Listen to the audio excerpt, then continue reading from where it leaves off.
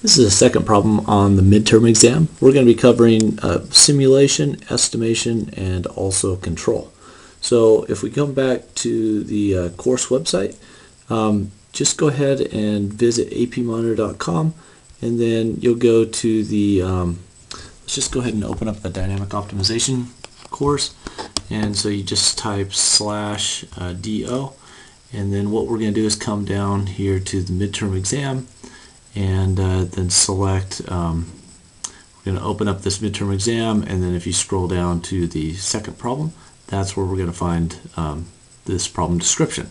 Okay, so I'm just going to come back to my desktop.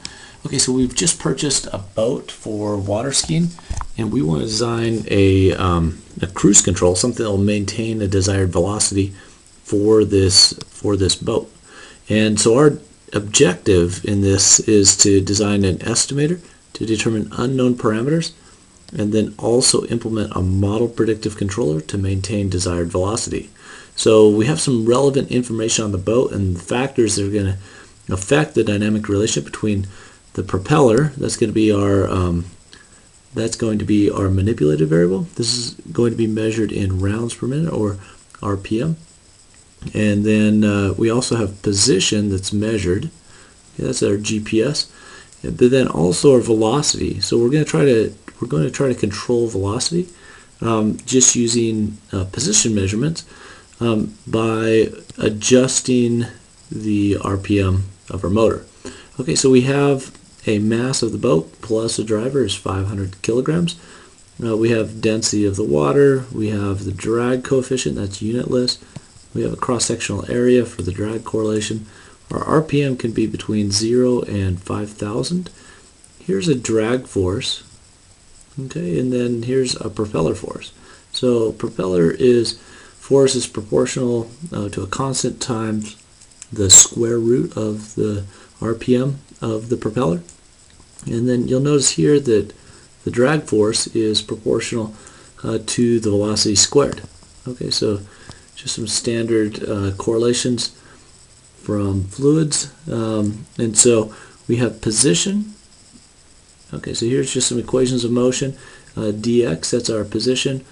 X is our position, then dx dt is going to be our velocity. And then our acceleration is just the velocity change with respect to time. Okay, then we also have acceleration. And so here's a force balance. Okay, so that's kind of like an accumulation of this speed that we're building up, and then we have a force of our propeller, force of our drag as well. So we're going to use this force balance. First of all, we want to go ahead and simulate a change in the boat velocity with and without passengers. So we'll assume that we have 400 kilograms of additional weight on board, in addition to the 500 kilograms that we had for the boat and the driver.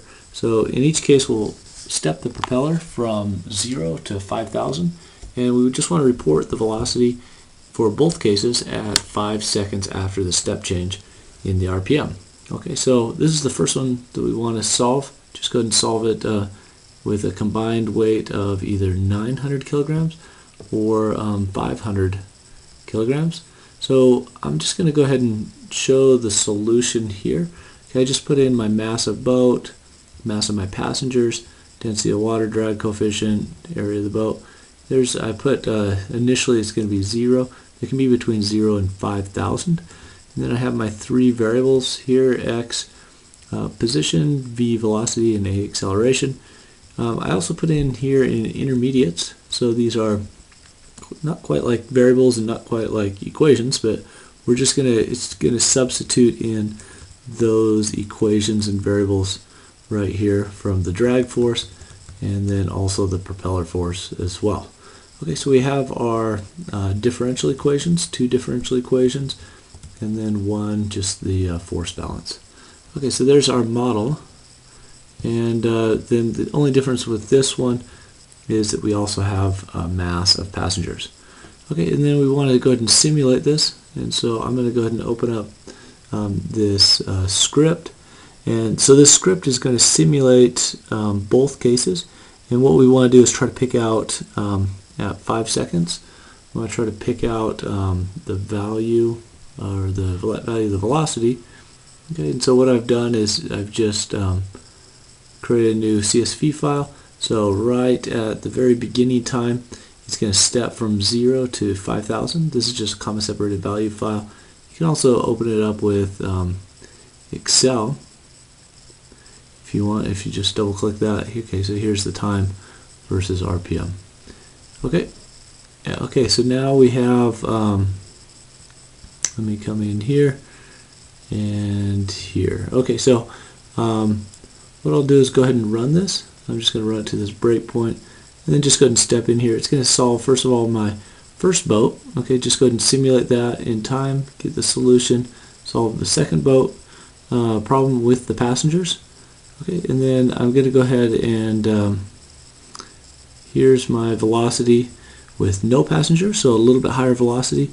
When I have 400 kilograms of passengers at 5 seconds, it's going to be 10.3 meters per second.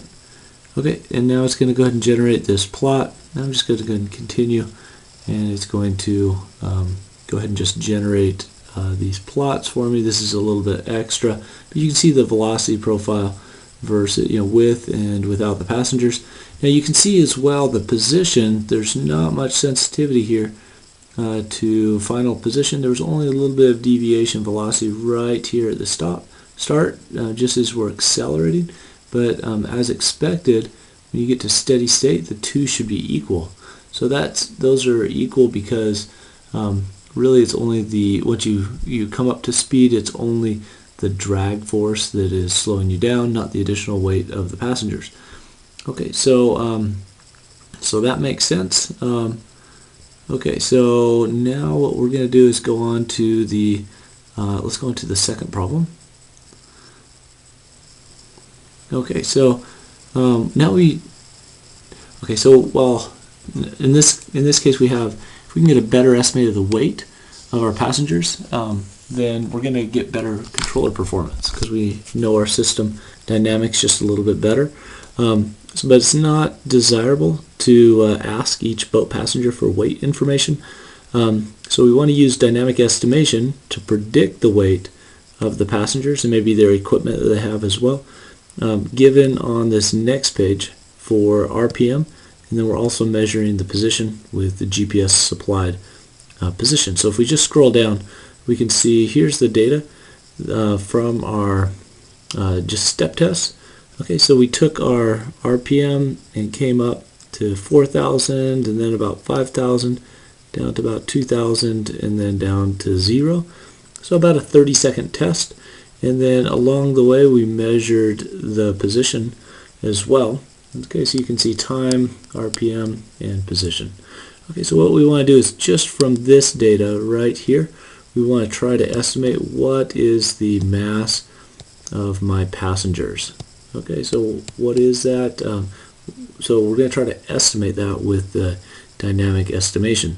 Okay, so let's go ahead and go back to this application, and I'll go ahead and post these after the exam as well.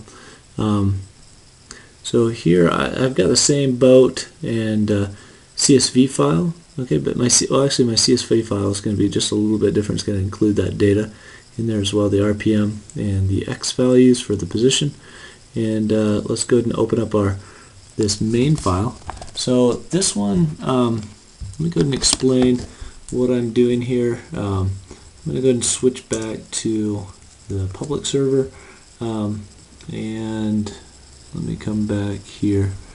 I'll go ahead and clear this. Okay, so I'll just go ahead and step through this one. Change folder. Okay, so then I just set my server and application name. I'm going to go ahead and clear any prior application by that name. Load my boat.apm file, my model file, and also my data file. I'll switch to iMode 5, which is dynamic estimation. EV type, it's by default 1, but I'll go ahead and change it one time back to EV type 2. So EV type 1 is L1 norm, EV type 2 is squared error. I'm also going to put time shift off. In moving horizon estimation applications, that's normally 1. It'll time shift the solution if you repeatedly solve it. I'm going to repeatedly solve it, but I'll show you why in just a second. going to also set my solver as the APOP solver. I'm going to turn my sensitivity on. I just want to be able to see my sensitivities. There's my mass of my passenger, RPM. That's going to be a manipulated variable. And then my controlled variable, that's the one that's going to be measured. Okay, so I'm going to try to reconcile the measured and the model values. So I classify that one as a CV. Okay, so I turn my F status on for my X. That means I'm measuring it, and I want to use that in my objective function to try to reconcile model and measured values. Here's my weighting on my measured term for my objective function. Okay, so WMES and WModel. Let me just go back here. So just as we've talked about moving horizon estimation before, let me see if I have a, okay, there they are. Okay, so this, actually let me go over here. Here's the L1 norm right here.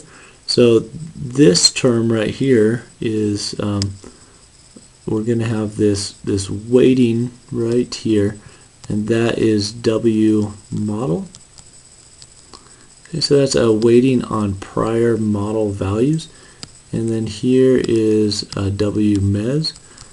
That is the weighting on, and that's actually that term right there, on, there we go, let me go and maximize that again, W mes. Okay, so that's the weighting on the measured values. So if we have a recursive application, a Bayesian approach where we bring in one measurement at a time and then update our models, sometimes we want this forgetting factor there, where we believe a little bit of our prior model values. In this case, we don't really have a prior model value, so we're just going to set that one to 0, and then we'll just set that one to whatever we want it to. I just set it to 10 in this case. We'll also do the same thing on the squared error. So this is our W, that's our W model. So that's our weighting factor on our prior model predictions. Okay, there are model predictions right there. And these are our measurements. So this is W mes. Okay, so I'm just going to set those options right there. This one's going to be 0, and that one will be 10. Okay, so let me come back here. So there's WMES and WModel. Okay, and then let me go on. We're going to do, we're going to go in step, the status is going to be on for this mass of passengers. I don't want any prior penalization on deviations from prior model values as well, or parameter values, because I didn't have a really good estimate for that. Okay, and then I'm going to go ahead and keep stepping lower lower and upper values for my parameter as well, and then I'm going to go ahead and solve it. Okay, so here's said successful solution, and the next step is going to open up a web viewer. Okay, and where I can see.